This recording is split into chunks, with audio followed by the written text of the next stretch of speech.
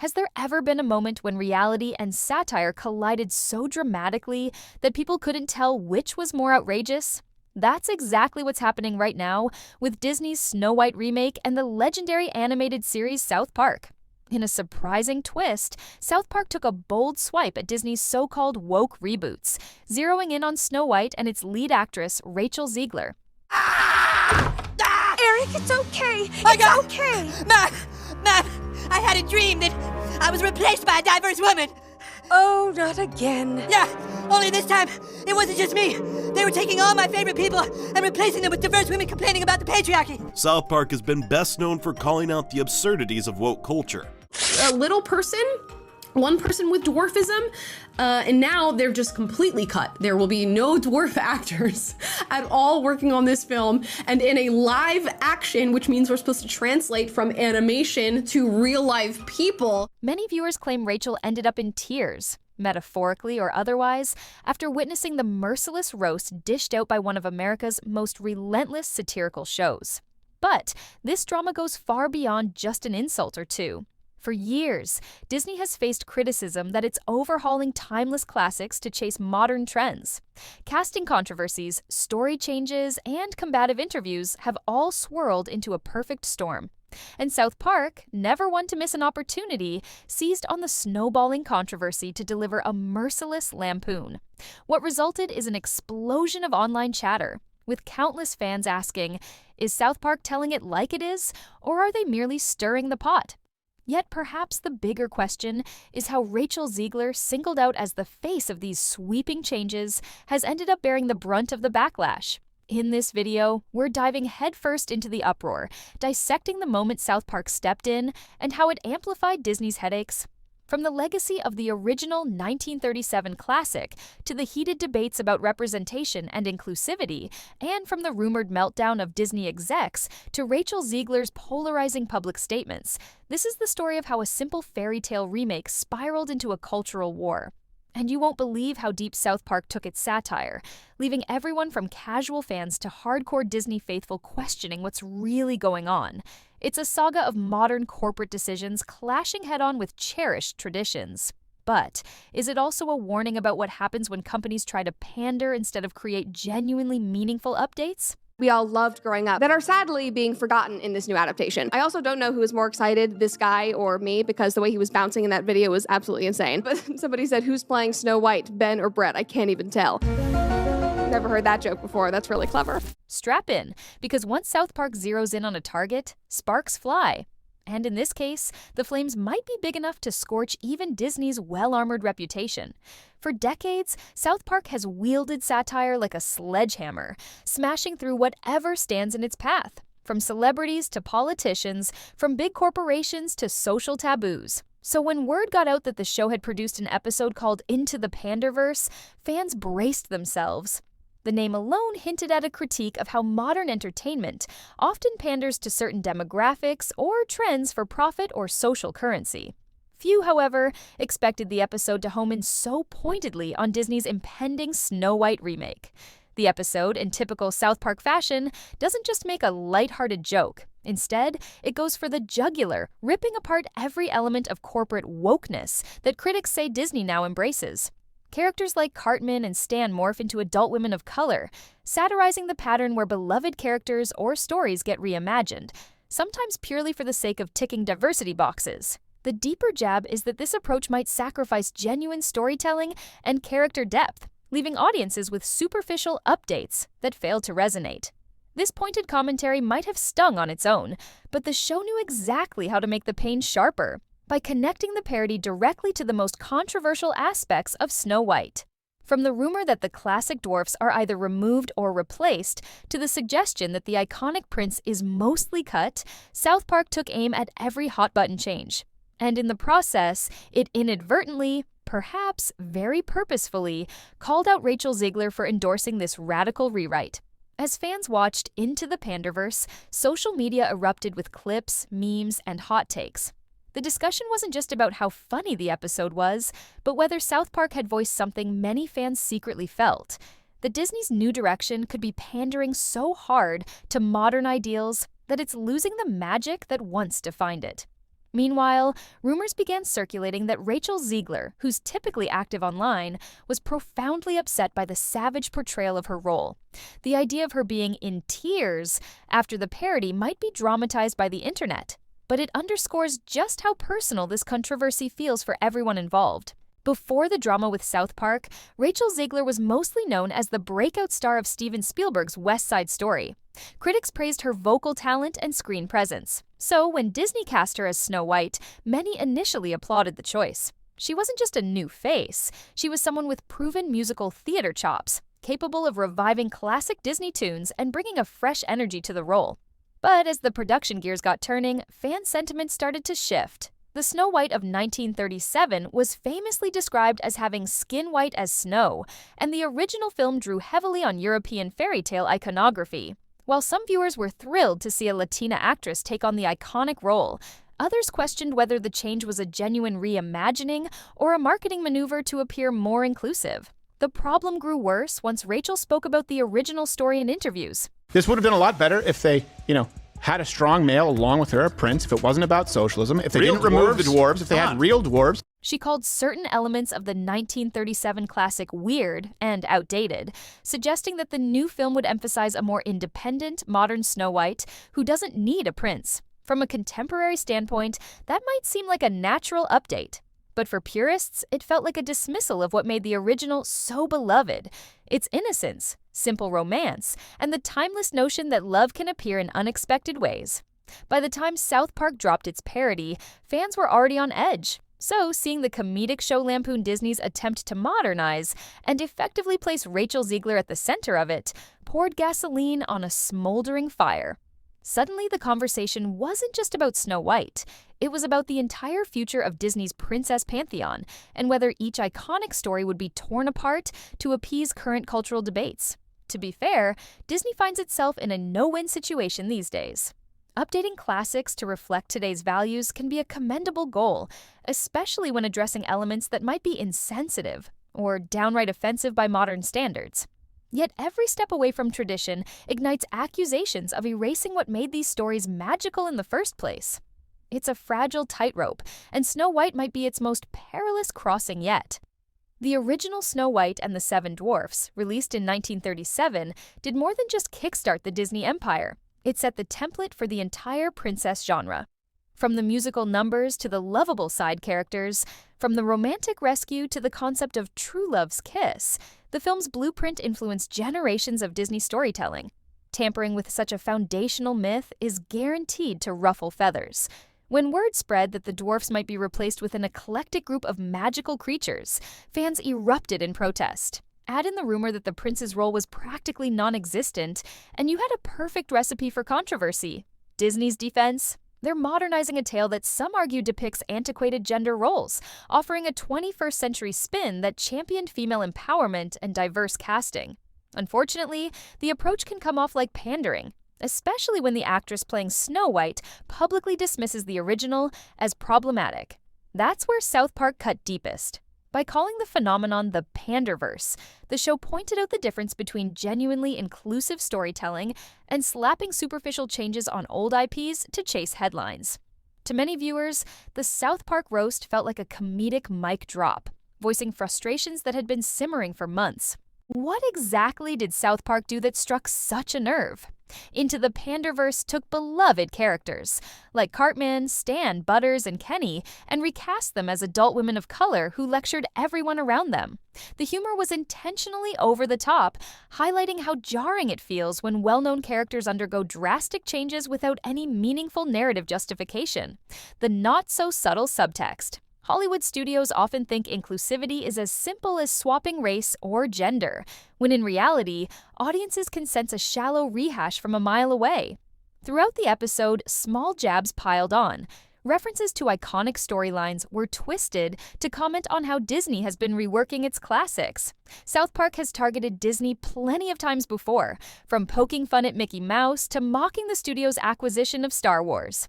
But Into the Panderverse hit differently. It zeroed in on the 2023 to 2024 cultural climate, one in which reboots and remakes often face backlash for straying too far from their source material in the name of progress. What made it so potent was how accurately it mirrored the criticism swirling around Snow White. Instead of offering new tales featuring diverse leads, critics argue that Disney takes existing icons and changes them superficially, expecting applause. South Park hammered this point home, leaving audiences cackling one moment and then nodding in agreement the next. How they're going to sum that up and fix it, I have no idea. Please, please, please don't make it something where she's like asking him or like it's her. She's the one who actually makes the kiss happen in the end. I don't know. The comedic team's bullseye left many fans saying, "This is exactly what we've been trying to articulate." Of course, the satire singled out Rachel Zegler by proxy. Her interviews and statements about the original story's so-called flaws had become emblematic of this shift. The rumor that she was devastated by the South Park parody might be exaggerated social media chatter, but it underlines the personal dimension of this clash. After all, it's not just a show calling out a faceless corporation, it's mocking choices that Rachel Zegler openly endorsed and championed. Long before South Park stepped in, Disney was already dealing with an earful from fans who felt that beloved characters were under siege. Their complaints weren't just about Snow White. Look at how the Little Mermaid remake sparked debate over Halle Bailey's casting, though the final film stayed relatively faithful to the original storyline. In contrast, Snow White seems to be discarding its core elements entirely. For many viewers, that's the last straw. Social media lit up with outraged posts once Rachel Zegler's dismissive comments about the 1937 classic surfaced. She referred to the love story as unrelatable to modern audiences and made flippant remarks about how she wasn't interested in a prince saving her. Even if some fans agree that modern princesses can be more empowered, the tone of her commentary rubbed them the wrong way. It sounded like she was mocking a narrative that countless people had grown up adoring. As if that weren't enough to fan the flames, the dwarf's removal or transformation into a new set of characters was viewed as the ultimate insult. One of the most charming aspects of the original film was Snow White's bond with these little men, each with a distinct personality that added both comedic relief and emotional resonance. Replacing them felt like a direct snub to the original story's heart. Then came the South Park episode, acting like a thunderclap. Suddenly, fans who felt Disney was disrespecting the source material had the show's comedic juggernaut on their side. The response was swift. Many applauded South Park for telling the truth, while others called it mean-spirited. Regardless, the outcome was a fresh tidal wave of attention that left Disney scrambling to address the controversy and left Rachel Zegler in an even more precarious position as the public face of this contested project. Whenever a celebrity is spoofed or criticized by South Park, rumors swirl about how they took the joke. Some high-profile figures famously laughed off their lampooning, while others reportedly threatened legal action or expressed private fury. In Rachel Zegler's case, the internet latched onto the idea that she was in tears after watching or hearing about Into the Panderverse, painting a picture of an actress distraught over being the butt of a high-profile comedic takedown. To be fair, there's little concrete evidence regarding her genuine emotional state. She's a professional actress, and it's unlikely she'd publicly break down over South Park. Still, the rumor persists, fueled by the notion that she's become exasperated with the relentless backlash. She once approached the role of Snow White with enthusiasm, only to find herself navigating a social media minefield, with every comment she makes dissected and ridiculed. Kindness and friendship and inner beauty versus vanity and romance, for Pete's sake, because apparently that's missing in 2023. Weird. Some fans argue that the actress simply stepped into a firestorm created by Disney's top brass, who decided to revamp Snow White in the most radical way possible. Others maintain that her own words fanned the flames, as she openly criticized beloved elements of the classic fairy tale. Either way, the rumored tears signify that the South Park parody was less about gentle ribbing and more about shining a harsh spotlight on the controversies swirling around her. This discourse raises questions about the vulnerability of public figures in an age when social media can amplify every jab, critique, or passing joke. Whether she's literally crying or just overwhelmed by the negativity, Rachel Zegler's rumored emotional turmoil underscores the human toll behind these high-stakes creative decisions. One of the most contentious points in this entire saga is how Disney handles inclusivity.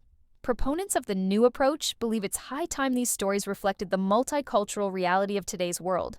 They argue that the classic Snow White narrative was rooted in older European folklore, and that a modern adaptation should celebrate diversity.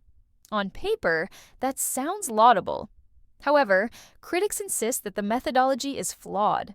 Instead of creating new characters and new stories that organically represent different backgrounds, Disney reworks decades-old icons. By simply changing an established character's ethnicity or removing crucial plot points, critics say Disney reduces diversity to a gimmick. This was exactly what South Park lampooned by turning its core cast into adult women of color who do little besides complain about their plight. It was a jab at hollow representation, where appearance is changed but depth remains lacking. The Snow White remake, with Rachel Zegler in the lead, exemplifies this conflict. Is it genuine representation to cast a Latina actress as Snow White if the storyline itself is being gutted? Are we losing the enchanting romance and the dwarfs simply to show that Disney can move with the times? Or is it possible that these changes could, in theory, create a fresh spin that resonates with a new generation? At its core, this is the question South Park hammered home. If you're only making superficial adjustments or tearing down old tropes without offering compelling alternatives, audiences will notice, and they'll call it pandering. For some people, the comedic approach of South Park felt vindicating, a clarion call that the industry should focus on better writing, better characters, and authentic representation instead of relying on box-checking strategies that inevitably fall flat. To fully grasp the uproar around Snow White, it helps to look at Disney's recent track record with live-action reimaginings. Beauty and the Beast introduced a few new tunes and backstory elements, but it largely preserved the original storyline, winning over many fans in the process. The Lion King's shot-for-shot remake faced criticism for being too similar, but at least it didn't discard the essence of the beloved animated feature. Then came The Little Mermaid, which generated spirited debates over casting choices, but ultimately stuck to the well-known plot and characters. Snow White, on the other hand, appears to be dismantling a huge chunk of its beloved tradition. Critics say that if the film strays so drastically, removing the dwarfs, minimizing the prince, and adopting a wholly different tone, why call it Snow White at all? This question continues to ignite arguments online, with some suggesting Disney should have created a brand new fairy tale featuring a Latina heroine, rather than overhauling a cornerstone of the Disney princess franchise. By going for radical change, Disney put itself in a vulnerable spot. This vulnerability became a prime target for South Park, which seldom misses a chance to highlight cultural absurdities. The difference between this fiasco and prior controversies is how quickly it spiraled out of control. Rachel Zegler's unapologetic interviews, combined with persistent leaks about major script changes, produced a perfect environment for South Park's comedic devastation to land with maximum impact. What does it say about today's entertainment landscape that a single South Park episode can magnify the backlash surrounding a major studio's film? Perhaps it speaks to how attuned audiences are to spotting insincerity. In an era dominated by social media, fans share their judgments instantly. They can smell a corporate move from a mile away, and many feel Disney's approach has become more about pleasing Twitter than preserving timeless storytelling. At the same time, the push for representation is very real, and plenty of viewers celebrate seeing diverse faces and roles once limited to a single archetype. The challenge arises when that representation feels forced or tacked on. South Park's comedic blueprint has always thrived on ridiculing hypocrisy or shallowness in popular culture. By labeling Disney's approach pandering, the show made it clear it believes the company is prioritizing spectacle over substance. Meanwhile, Rachel Zegler stands as a symbol of the complicated interplay between star power and studio decisions.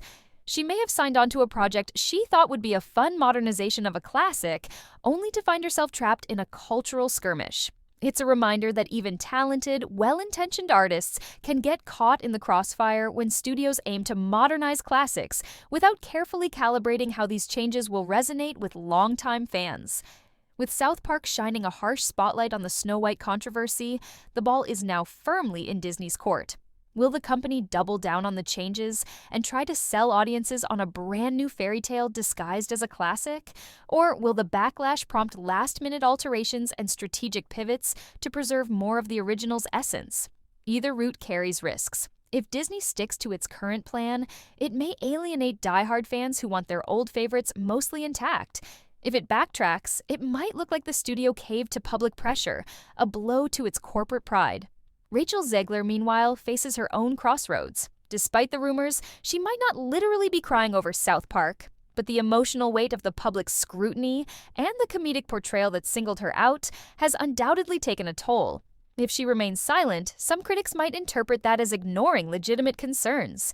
If she claps back, she risks further fueling the narrative that she disdains the original fairy tale. It's a delicate dance, and the world is watching. In the end, this uproar isn't just about reworking an old cartoon. It's about the power of nostalgia, the quest for modern relevancy, and the fine line between genuine inclusion and shallow pandering. South Park turning its lens on Disney's Snow White only intensified the drama, providing a comedic yet eerily accurate commentary on how quickly fans can turn when they sense inauthenticity.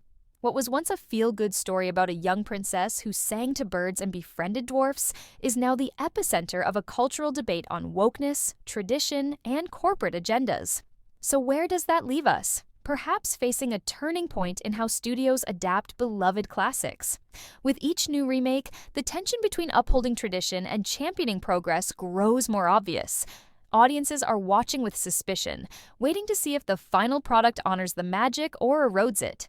If there's one thing South Park taught us, it's that audiences won't hesitate to laugh and complain when a company tries to have it both ways.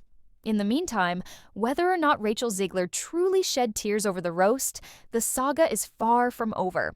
Get ready, because as soon as a trailer drops or another interview surfaces, this conversation will surge right back to the forefront, proving that once you poke fun at a beloved story, you might awaken more dwarfs than you bargained for.